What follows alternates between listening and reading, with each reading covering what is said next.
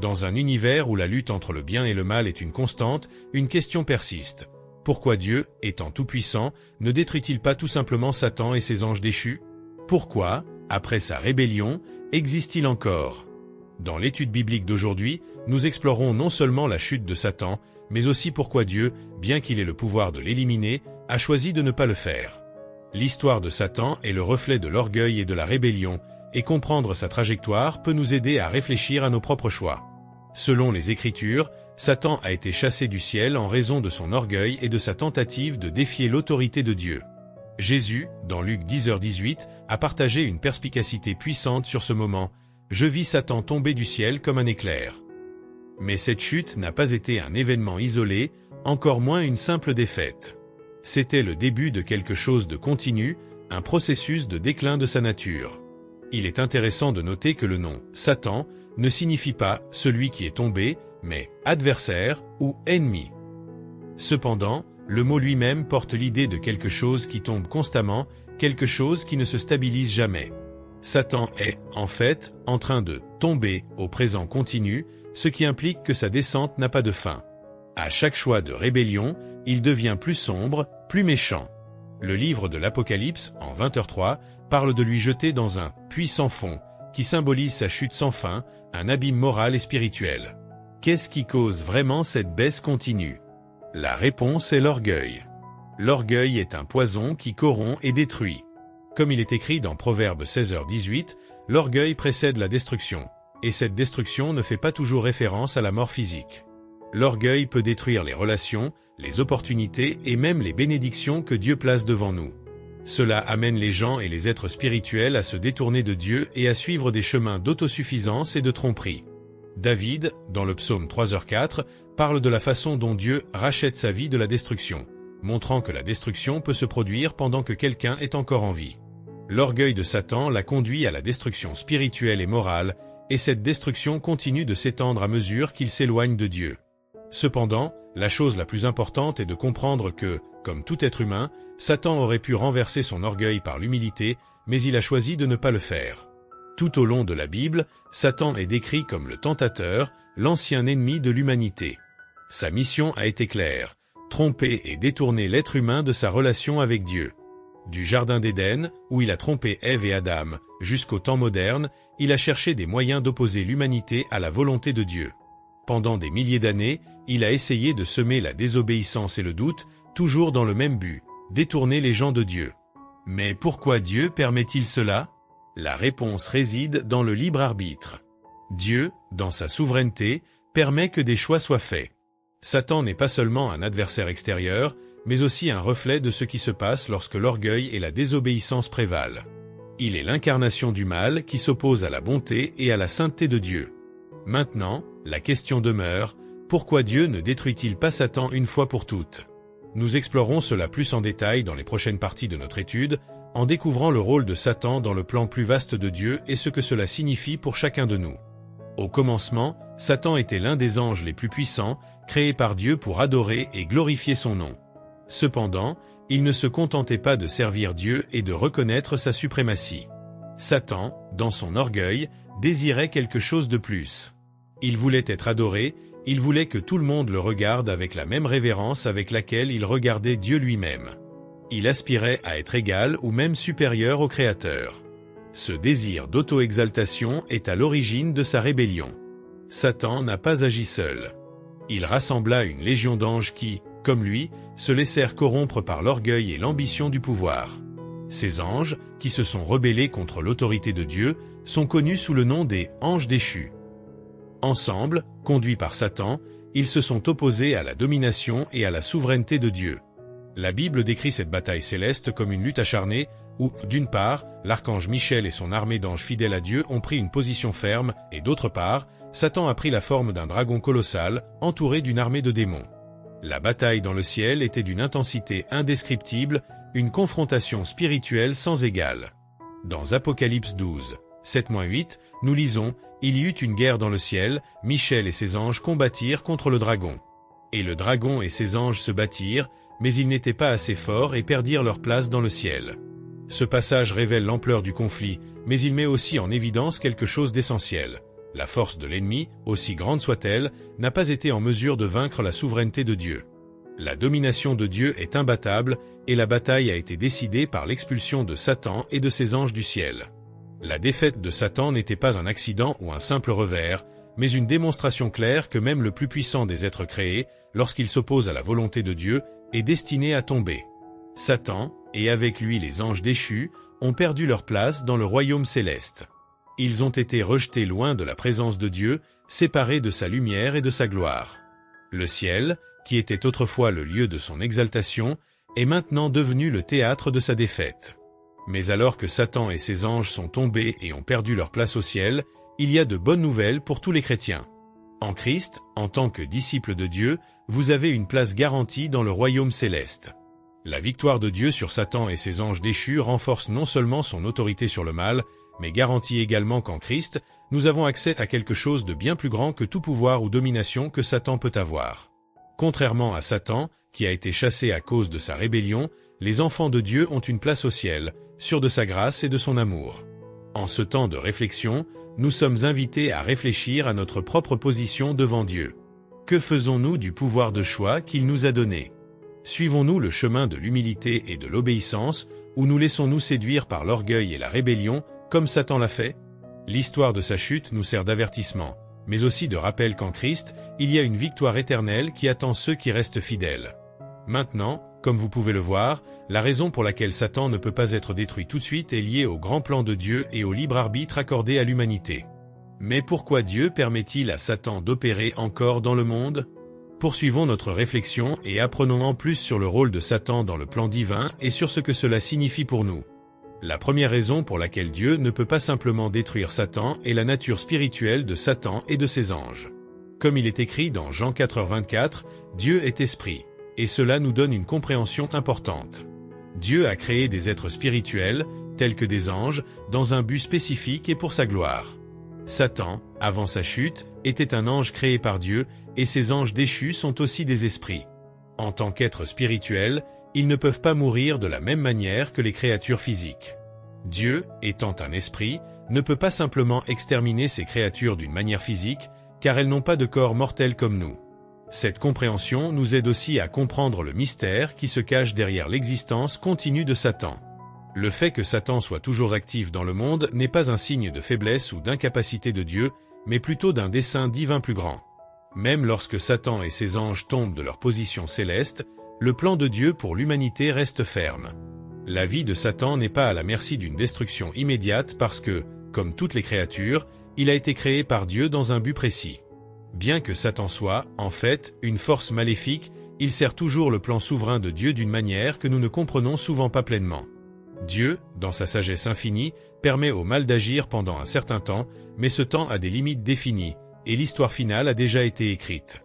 Comme nous l'avons vu lors de la chute de Satan, lui et ses anges ont perdu leur place au ciel, mais cela ne signifie pas que Dieu a perdu le contrôle. L'œuvre de Satan, aussi destructrice soit-elle, n'est pas en dehors des limites du plan divin. Ce que nous devons comprendre, c'est que même si Satan agit dans le but de détruire, il n'opère pas en dehors du contrôle de Dieu. Même leurs actions, aussi chaotiques et mauvaises qu'elles puissent paraître, s'inscrivent dans un contexte plus large que Dieu utilise pour accomplir ses desseins éternels. La présence de Satan dans le monde nous rappelle donc la réalité du combat spirituel et l'importance des choix que nous faisons. Dieu utilise même le mal pour faire ressortir le bien, comme en témoigne le sacrifice de Jésus sur la croix, où la mort du Christ, même si elle a été causée par les forces du mal, a entraîné le salut de l'humanité. Dans le livre d'Isaïe chapitre 14, nous trouvons une description poétique de la chute de Satan. Le texte décrit la chute de Babylone, mais il fait également référence à la chute de Lucifer, l'ange qui s'est rebellé contre Dieu. Ésaïe 14h12 dit « Comme tu es tombé du ciel, étoile du matin, fille du matin. Comme tu es jeté à terre, toi qui as renversé les nations. » Isaïe parle ici de l'ambition de Lucifer, qui désirait s'élever au-dessus de Dieu, disant dans son cœur « Je monterai au ciel, j'élèverai mon trône au-dessus des étoiles de Dieu. » Ésaïe 14h13. Cette poursuite du pouvoir et de la gloire a conduit à sa chute, car il n'y a rien qui puisse rivaliser avec la majesté de Dieu. Ce passage nous montre l'origine de l'orgueil de Satan et comment il a été jeté sur terre après sa tentative d'usurper la place de Dieu. À partir de ce moment, Satan est devenu le chef des anges déchus, et sa mission est devenue de tromper l'humanité en l'éloignant de Dieu. Par conséquent, la raison pour laquelle Satan et ses anges ne sont pas détruits tout de suite est que Dieu, dans sa sagesse, a un but plus grand pour tout ce qu'il a créé, y compris Satan lui-même. C'est un être spirituel qui ne peut pas être détruit physiquement comme un être humain, et son existence, bien que corrompue et rebelle, est dans le plan souverain de Dieu. Satan joue toujours un rôle dans le monde, mais son œuvre n'échappe pas au contrôle de Dieu. Dieu utilise même le mal pour son but ultime, nous donnant la chance de choisir le bien, la justice et le salut. Maintenant, poursuivons notre réflexion et comprenons comment Dieu utilise Satan dans le monde d'aujourd'hui et quel est le but de son existence dans le plus grand plan de Dieu. Dans Ésaïe 14, 12-15, nous lisons une description vivante de la chute de Lucifer, qui à l'époque était un ange d'une grande beauté et d'une grande puissance. Le verset 12 commence par une lamentation. « Comme tu es tombé du ciel, étoile du matin, fils du matin. Tu as été précipité à terre, toi qui as affaibli les nations. » Ici, le prophète Isaïe fait référence à l'orgueil et à l'ambition de Lucifer. Il désirait plus que servir Dieu. Il voulait être adoré, il voulait s'élever au-dessus de Dieu. Dans son cœur, il a dit « Je monterai au ciel au-dessus des étoiles de Dieu, j'élèverai mon trône, et sur la montagne de l'assemblée je m'assiérai aux extrémités du nord. Je monterai au-dessus des hauteurs des nuées, je serai comme le Très-Haut. » Isaïe 14, 13-14.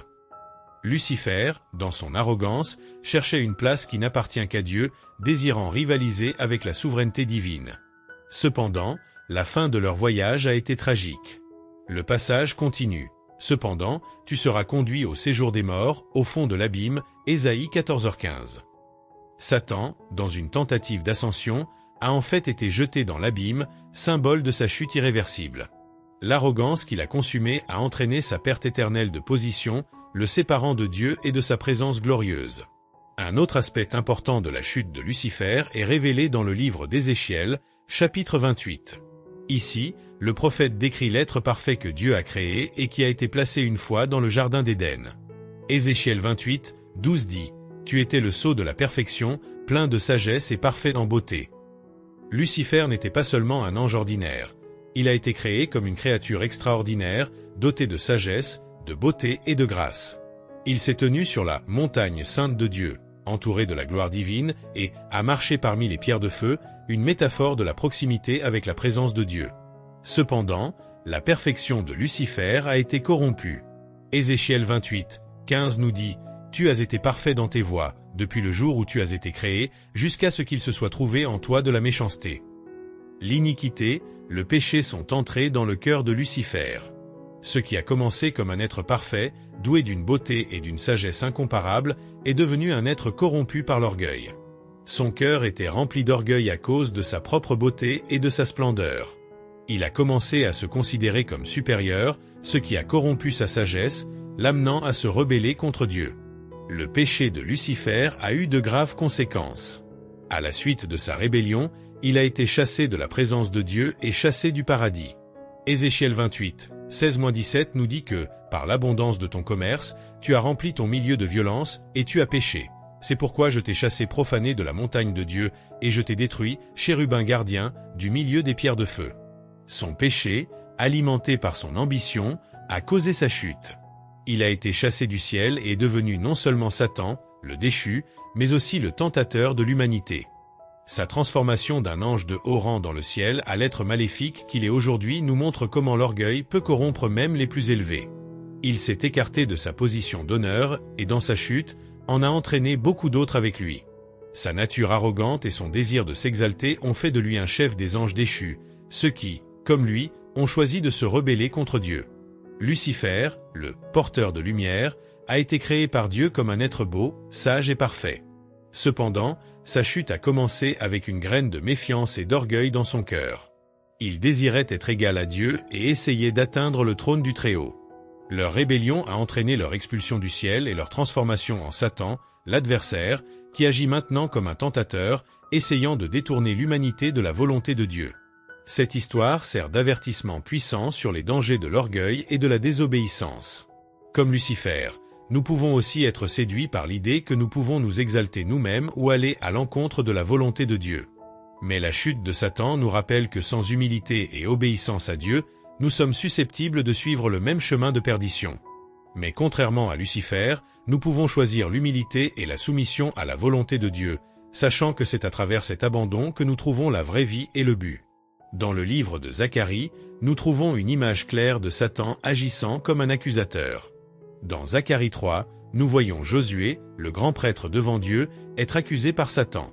Le verset décrit « Et Josué, le grand prêtre, me montra debout devant l'ange du Seigneur, et Satan se tenait à sa droite pour l'accuser. » Cette scène nous donne une vision symbolique du rôle de Satan en tant qu'accusateur, essayant de discréditer ceux qui sont justifiés devant Dieu.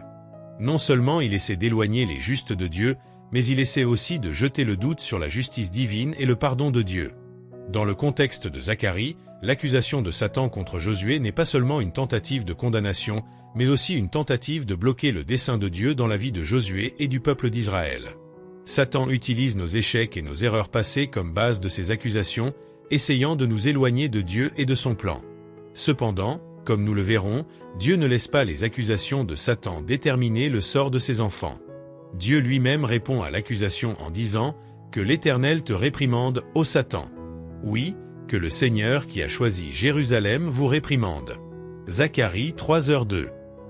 Dieu est le défenseur de ceux qui sont à lui, et il a le pouvoir de faire taire les accusations de l'ennemi. Le Nouveau Testament nous montre que Satan n'a pas seulement attaqué les justes dans l'Ancien Testament, mais qu'il a même persécuté le Fils de Dieu lui-même. Dans l'Évangile de Matthieu, en 4, 1-11, nous voyons Jésus être tenté par Satan pendant 40 jours dans le désert. Cet épisode est l'un des plus grands exemples de l'action de Satan en tant que tentateur. Il tente Jésus dans les moments de faiblesse, lui offrant des alternatives pour éviter la souffrance qui accompagnerait l'accomplissement de la mission rédemptrice. La tentation de Jésus est un rappel que Satan essaie de détourner même les plus fidèles de son dessein et de la volonté de Dieu. Cependant, Jésus n'a pas cédé aux tentations de Satan.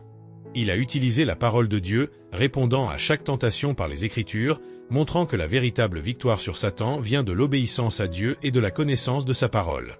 Tout comme Jésus a résisté aux tentations de Satan, nous aussi nous sommes appelés à faire de même. Satan peut essayer de nous écarter de notre chemin, mais comme nous le voyons en Jésus, la parole de Dieu est notre plus grande arme contre ces attaques. Plus tard, dans Luc 10h18, Jésus fait une déclaration puissante sur la chute de Satan. Il dit « J'ai vu Satan tomber du ciel comme l'éclair ». Cette phrase de Jésus confirme l'opinion selon laquelle Satan, depuis sa rébellion initiale dans le ciel, a été vaincu et jeté sur terre. La chute de Satan n'est pas quelque chose qui s'est produit seulement dans le passé. Cela continue d'être une réalité de nos jours, avec lui essayant d'agir contre le plan de Dieu pour l'humanité. L'expression « comme l'éclair » transmet l'idée que la chute de Satan a été soudaine et décisive. Sa défaite a commencé avec sa rébellion contre Dieu et se poursuit jusqu'à ce jour alors qu'il tente de renverser les plans de Dieu. La déclaration de Jésus nous rappelle également que, malgré les tentations et les accusations de Satan, il a déjà été vaincu sur la croix. La victoire de Jésus sur le péché et la mort signifie que Satan est déjà vaincu, mais il est toujours à l'œuvre dans le monde en essayant d'égarer les gens. Notre confiance doit être en Christ, qui a déjà vaincu l'ennemi, et notre résistance à Satan passe par notre foi en lui. Dans 2 Pierre 2h4, nous trouvons une autre référence au sort de Satan et de ses disciples. Car si Dieu n'avait pas épargné les anges quand ils ont péché, mais les avait jetés dans la tribune des ténèbres profondes pour être réservés pour le jugement. Ce verset nous rappelle que, bien que Satan soit toujours à l'œuvre dans le monde, il y a une destinée finale préparée pour lui et les anges déchus. Ils seront jugés et jetés en enfer en temps voulu. Jude, dans sa lettre, parle aussi des anges qui sont tombés. Dans Jude 1h6, il dit « Et les anges, qui n'avaient pas gardé leur état primitif, mais qui avaient abandonné leur propre demeure, il les garda dans des prisons éternelles, sous d'épaisses ténèbres, jusqu'au jugement du grand jour. » La référence à Jude parle de la punition finale pour ceux qui se sont rebellés contre Dieu, et cela inclut Satan et ses anges. Ces versets nous rappellent que même si Satan continuera d'agir en tant qu'accusateur et tentateur, il n'aura pas le dernier mot. Le jugement final de Satan est assuré, et il sera jeté dans l'abîme éternel, où il ne peut plus tourmenter l'humanité. L'espérance chrétienne est que, si nous résistons à Satan et suivons le Christ, nous sommes délivrés de son accusation et de sa tentation et recevons la victoire finale. Satan est sans aucun doute une figure centrale dans les Écritures, agissant comme accusateur, tentateur et ennemi de l'humanité. Mais, comme nous l'avons vu, sa défaite est déjà décrétée. Il peut essayer de nous accuser, comme il l'a fait avec Josué dans Zacharie, mais Dieu est notre défenseur. Il peut essayer de nous égarer, comme il l'a fait avec Jésus dans le désert, mais la parole de Dieu est notre arme contre lui. Et même si Satan essaie toujours de tromper le monde, nous savons qu'il a déjà été vaincu et que son destin final est scellé. Notre réponse à Satan doit être de résister, comme Jésus l'a fait, en faisant confiance à la force de Dieu et à la puissance de sa parole. Nous savons que la victoire a déjà été remportée par le Christ et qu'en demeurant dans sa vérité, nous pouvons résister aux tentations et aux accusations de l'ennemi. La première chose à retenir lorsque l'on considère la question de savoir pourquoi Dieu ne détruit pas Satan et ses anges déchus est que Dieu, dans sa nature, est absolument juste. Dieu n'agit pas de manière impulsive ou à la légère. Il permet à Satan de continuer à exister pour une raison spécifique. Un jugement juste arrive et personne ne sera puni avant l'application régulière de la loi. Comme il est dit dans Apocalypse 20h10, le diable qui les avait séduits fut jeté dans l'étang de feu et de soufre, où sont aussi la bête et le faux prophète, et ils seront tourmentés jour et nuit, pour toujours et à jamais. La justice de Dieu exige que chacun soit jugé selon ses actes. Cela inclut Satan et ses disciples. Si Dieu devait simplement tuer Satan et les anges déchus sans procès, cela violerait le principe de sa justice parfaite. Satan, malgré sa méchanceté, devra faire face au jugement final de Dieu, où il sera tenu responsable de sa rébellion. Dieu attend le temps du jugement du monde, où tout le monde, y compris Satan lui-même, sera récompensé ou puni selon ses œuvres. Dieu, étant tout-puissant, a pleine autorité sur tout ce qui existe, mais sa justice et sa sainteté gouvernent même les actions qu'il accomplit. Il n'est pas impulsif, chaque action divine est une expression de sa nature éternelle et immuable. Quand Dieu choisit d'agir, il le fait d'une manière qui est conforme à son tempérament, qui est parfaitement juste, aimant et saint. Si nous pouvons comprendre qui est Dieu, nous pouvons comprendre pourquoi il agit comme il le fait, y compris sa permission pour Satan d'être toujours présent dans le monde. Dieu est immuable, il ne change jamais. Dans Malachie 3h6, Dieu déclare « Moi, l'Éternel, je ne change pas ». Cette immuabilité signifie que Dieu n'agit pas arbitrairement, mais toujours selon sa nature. La raison pour laquelle Satan et ses anges déchus n'ont pas encore été détruits est que Dieu travaille conformément à ses plans souverains et à la justice qu'il a lui-même établie. Le fait que Dieu ne détruise pas Satan immédiatement n'est pas un signe de faiblesse ou d'incapacité, mais plutôt une démonstration de sa patience et de la clarté de ses jugements à venir. Une autre idée fausse courante est l'idée que Dieu et Satan sont dans une confrontation éternelle, comme s'ils étaient deux opposés dans une lutte constante pour le contrôle de l'univers. Certaines personnes pensent que Satan est l'ennemi ultime de Dieu et que les forces du bien et du mal se livrent une bataille sans fin, avec le destin de l'univers en jeu. Ce point de vue déforme la réalité biblique et nous conduit à une mauvaise compréhension de la puissance de Dieu. En fait, Dieu est absolument souverain et contrôle totalement tout. Satan n'est pas un rival de Dieu. Bien qu'il se soit rebellé contre Dieu et soit devenu l'ennemi de l'humanité, il n'a jamais été et ne sera jamais un véritable défi à l'autorité divine.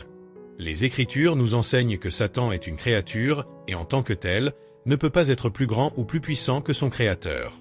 Dans Colossiens 1, 16-17, nous voyons clairement « Car c'est par lui que toutes choses ont été créées, dans le ciel et sur la terre, visibles et invisibles, soit trône, soit domination, soit principauté, soit puissance. Tout a été créé par lui et pour lui. Il est avant tout, et en lui toutes choses subsistent. » Cela inclut Satan, qui a été créé à l'origine par Dieu comme un être parfait avant sa chute. La Bible nous révèle que Satan et ses démons ne sont pas aussi puissants que Dieu et que leur tentative de défier l'autorité de Dieu est en fait une entreprise futile. Lorsque Satan a été chassé du ciel, il n'a pas provoqué une bataille épique entre des forces égales, mais plutôt une démonstration de la puissance absolue de Dieu pour maintenir l'ordre et la justice.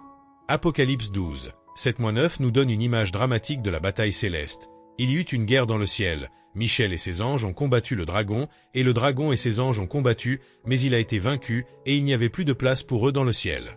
Le grand dragon a été chassé, cet ancien serpent appelé le diable et Satan, qui séduit le monde entier. Il a été précipité sur la terre, et ses anges ont été jetés avec lui. À cette époque de l'histoire spirituelle, Satan, sous la forme d'un dragon, tente de se rebeller contre Dieu en rassemblant les anges qui l'ont suivi. Cependant, la bataille n'était pas équilibrée. La vraie victoire a été assurée, non pas par la force de Satan, mais par la suprématie de la puissance de Dieu. Il n'y a pas de place pour un adversaire qui défie le Créateur de l'univers.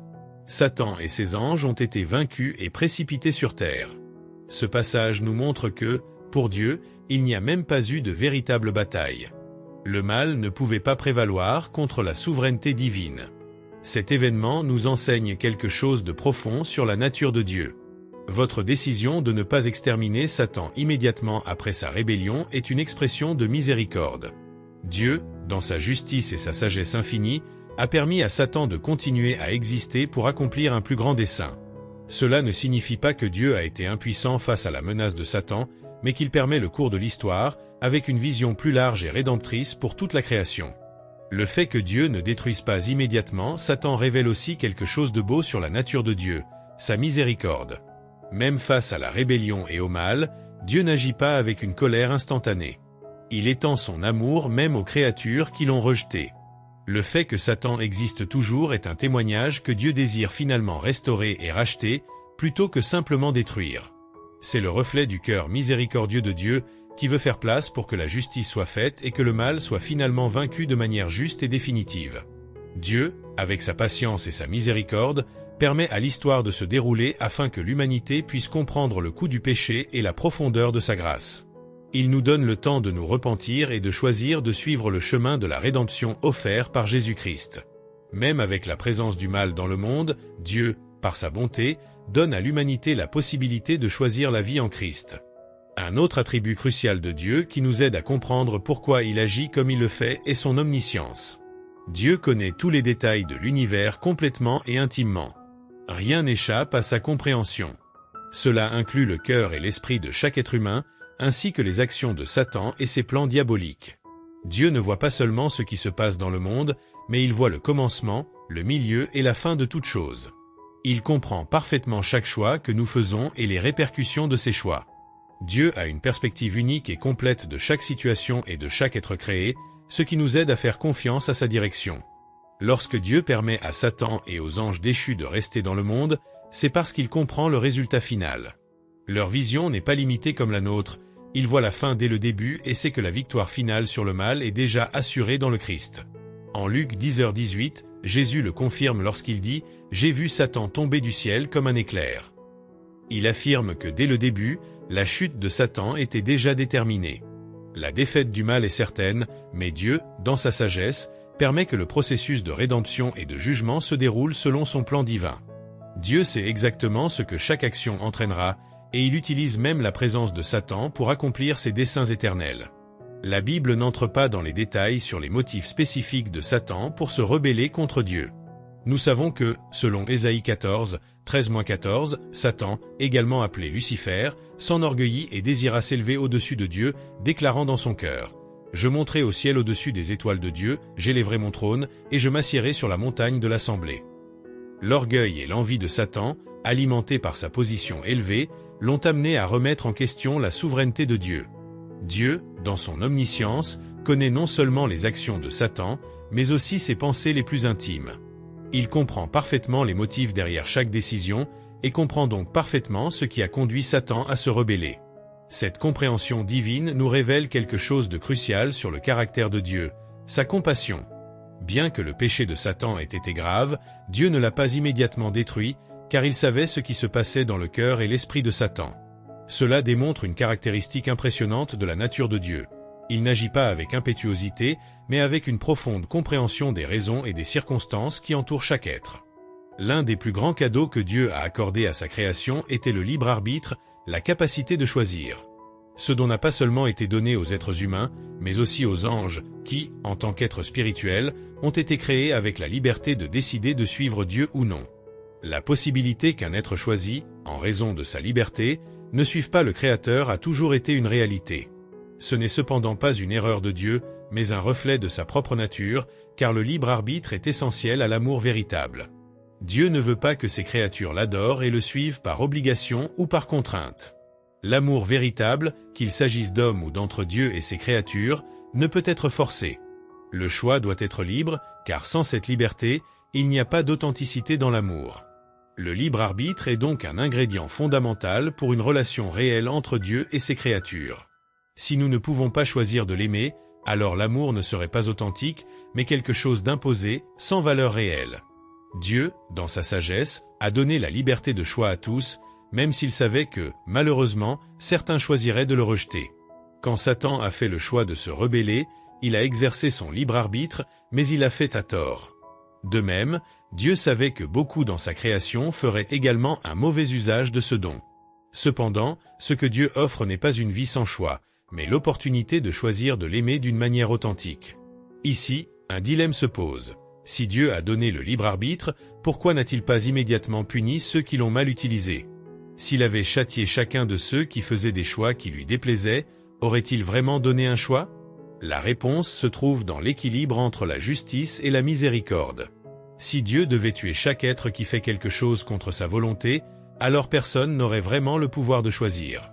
Le choix authentique exige la possibilité de faire des erreurs, et une punition immédiate en cas d'échec ne permettrait pas une liberté totale.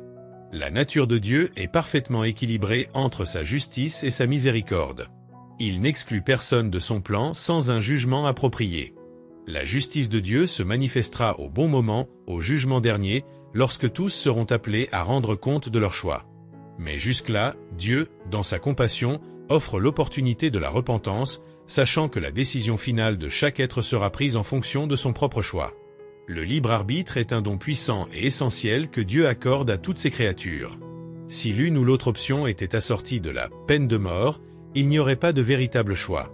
Dieu ne peut pas forcer l'amour, car l'amour véritable n'est possible que lorsqu'il est donné gratuitement.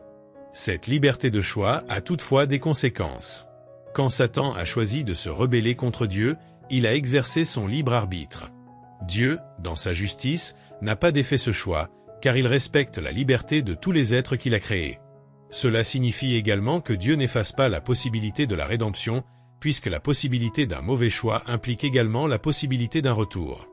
Maintenant, même si Satan s'est rebellé, sa présence dans le plan divin joue toujours un rôle. Si nous regardons le Nouveau Testament, nous trouvons plusieurs situations où l'action de Satan, bien que mauvaise, accomplit un but plus grand dans le plan rédempteur de Dieu. La première fois que nous voyons Satan directement dans le Nouveau Testament, c'est lors de la tentation de Jésus dans le désert. Après avoir été baptisé, Jésus est emmené dans le désert où Satan, le tentateur, tente de le détourner de sa mission. Il offre à Jésus 3 grandes tentations, essayant de le séduire par le pouvoir, la richesse et le statut. Mais Jésus, dans sa parfaite humanité, répond par l'Écriture, résistant avec succès à toutes les tentations. La résistance de Jésus au mal et à la tentation est un moment crucial dans notre compréhension du plan de Dieu.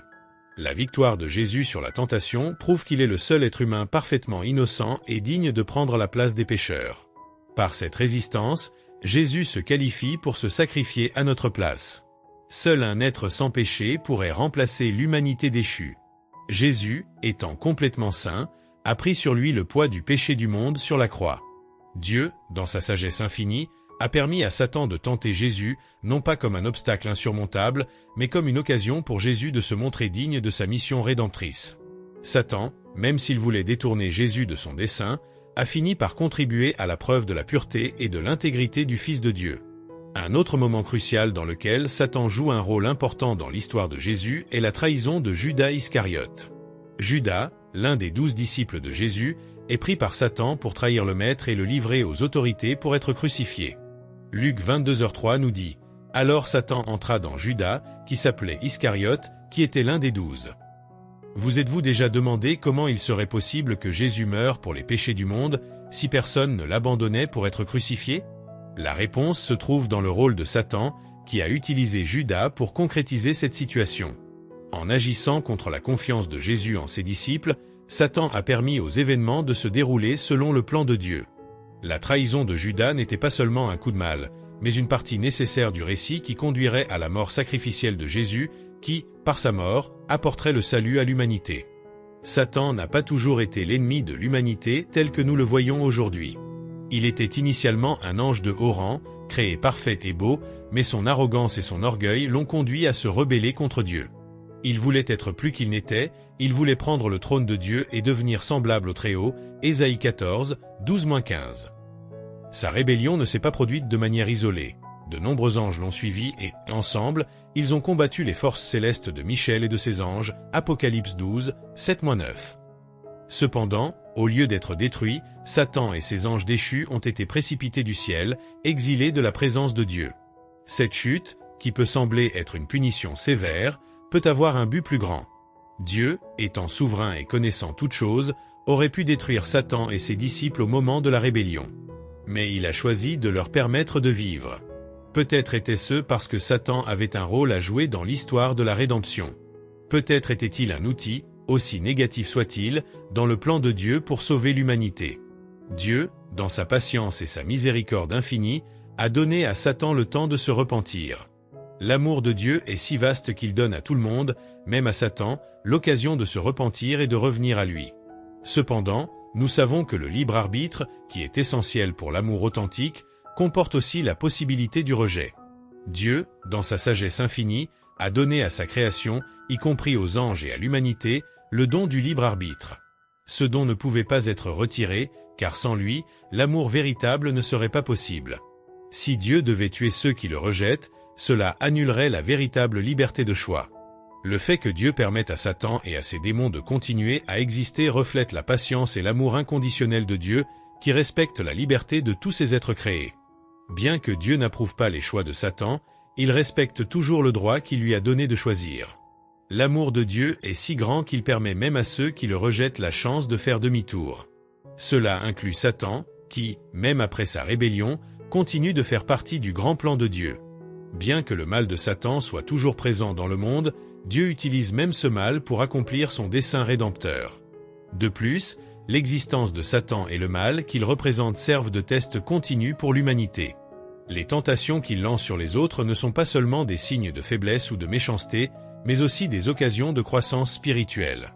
En affrontant et en surmontant les tentations, les êtres humains peuvent développer des vertus telles que la persévérance, la foi et la résistance au mal. Ces vertus sont fondamentales pour la croissance spirituelle et la maturité chrétienne. La lutte contre le mal et les tentations nous apprend à dépendre de Dieu et à nous fortifier dans la foi. Chaque défi est une occasion de grandir, de mieux comprendre la nature de Dieu et de se rapprocher de lui. La souffrance et la résistance au mal, comme nous l'avons vu avec Jésus tenté dans le désert, Matthieu 4, 1-11, ne sont pas vaines, mais elles sont des étapes importantes vers notre amélioration spirituelle. Bien qu'il soit difficile pour nous de comprendre pleinement la raison pour laquelle Dieu permet à Satan d'exister, nous pouvons avoir confiance que Dieu, dans sa sagesse et sa bonté infinie, a un plan parfait pour tout ce qui arrive. Satan, aussi mauvais soit-il, n'est pas hors du contrôle de Dieu. Leur existence et leurs actions font partie d'un plan rédempteur plus vaste, et d'une manière mystérieuse, Dieu utilisera même le mal pour apporter le salut au monde. Comme nous le voyons dans la vie de Jésus, même la trahison de Judas, à l'instigation de Satan, était une étape nécessaire pour que le plan du salut s'accomplisse. Sans la trahison de Judas, Jésus n'aurait pas été crucifié et n'aurait pas accompli le sacrifice qui a apporté le salut à l'humanité. L'amour de Dieu est sans aucun doute l'un des plus grands mystères de l'univers. Il aime tellement sa création qu'il accorde la liberté de choix, même s'il sait que certains choisiront le mal. Dieu n'élimine pas Satan et ses démons immédiatement parce qu'il respecte le libre arbitre, et en même temps, il permet au mal d'être une opportunité de croissance spirituelle pour ceux qui choisissent de le suivre. Même face au mal, nous pouvons avoir confiance que Dieu a un plan rédempteur parfait et qu'il utilise toutes choses, y compris le mal, pour accomplir ce plan. L'existence de Satan, bien qu'elle puisse sembler une énigme, fait partie du grand plan de Dieu pour la rédemption du monde. Seigneur, Tout-Puissant, Créateur de tout ce qui existe, nous avons confiance en ton plan parfait, même lorsque nous ne pouvons pas tout comprendre. Nous savons que, malgré le mal, tu as le contrôle et que tout contribue à l'accomplissement de ton dessein divin. Cela nous donne la force de résister aux tentations et la sagesse de comprendre que chaque défi est une occasion de grandir dans la foi et le caractère. Aide-nous à utiliser notre libre arbitre pour toujours choisir le bien et à te suivre de plus près chaque jour. Puissions-nous toujours nous rappeler, lorsque nous rencontrons des difficultés, que tu es souverain et que tes voies sont supérieures aux nôtres. Au nom de Jésus, Amen. Si vous avez aimé cette vidéo et que vous avez trouvé ce contenu utile, abonnez-vous à la chaîne pour ne pas manquer les prochaines vidéos. Partagez-le avec vos amis et votre famille, donnez-lui un like et laissez votre avis dans les commentaires. Ensemble, nous pouvons répandre plus de lumière et de compréhension. Que Dieu vous bénisse.